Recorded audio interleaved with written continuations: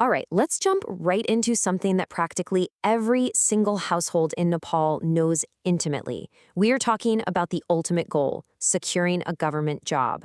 We've all heard it discussed at countless family dinners, but today we're going a bit deeper. We are going to unpack the actual psychology and the economics behind this universal dream. So you really got to stop and ask yourself, right?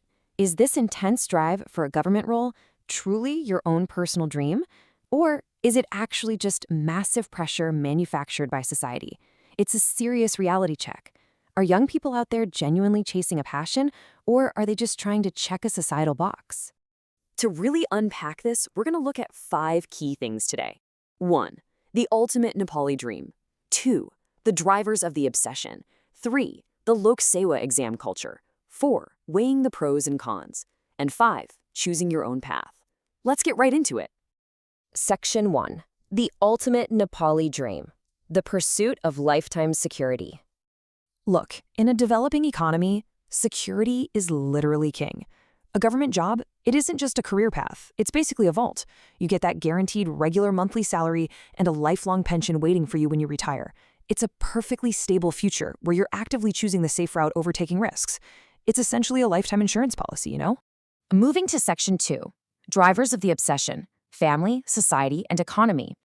We've all heard parents say their one and only dream is for their kid to get a government job. And honestly, it's not coming from a bad place. It's just deeply tied to family expectations, social prestige, and yeah, that classic fear of what the neighbors will say. But really quickly, what starts out as a simple career choice just morphs into this heavy family duty. And then there's the whole societal respect thing. It is wild. Someone asks, "What do you do?" And the second you say government job, boom, instant respect. It acts like social currency. You're immediately seen as settled, successful, and reliable in a way that very few other professions offer. But hey, we absolutely cannot ignore the stark economic reality here. The private sector can be incredibly rough. We're talking high unemployment, low starting pay, and major job insecurity. It's kind of like sailing a paper boat in a thunderstorm. Contrast that with the incredibly safe government option. Honestly, when you weigh the two, it makes total logical sense why people pursue the state role just to survive. Section 3. The Lok Seva exam culture, a system of preparation. Hundreds of thousands. Seriously, let that number sink in for a second. We are talking about hundreds of thousands of young, bright, ambitious people, all fighting for a tiny, tiny handful of open seats. The sheer scale of this competition is absolutely staggering. It turns the whole process into a battlefield. Because it's that fierce, Lok Sewa prep literally becomes your entire life. It's not just studying on weekends. We're talking years of grueling, exhausting preparation. You've got this massive coaching culture that just completely takes over your daily existence. The preparation doesn't just take up your time, it basically becomes your entire identity. Section 4. Weighing pros and cons. Is it good or bad? Now, the stability, the respect, the security, all of that is undeniably good. But here is the major problem. When you have hundreds of thousands of a country's sharpest minds trapped in a cycle of rote memorization, creativity gets completely crushed. We start seeing this sheep mentality, born out of a total fear of risk. So the crucial point is, the ultimate hidden cost here might actually be a massive loss of national innovation. Section 5. Choosing your own path. Success is a choice.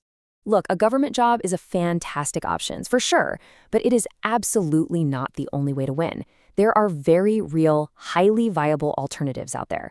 You can start a business, you can jump into freelancing and work globally right from your laptop, or you can build a massive, high-growth private career.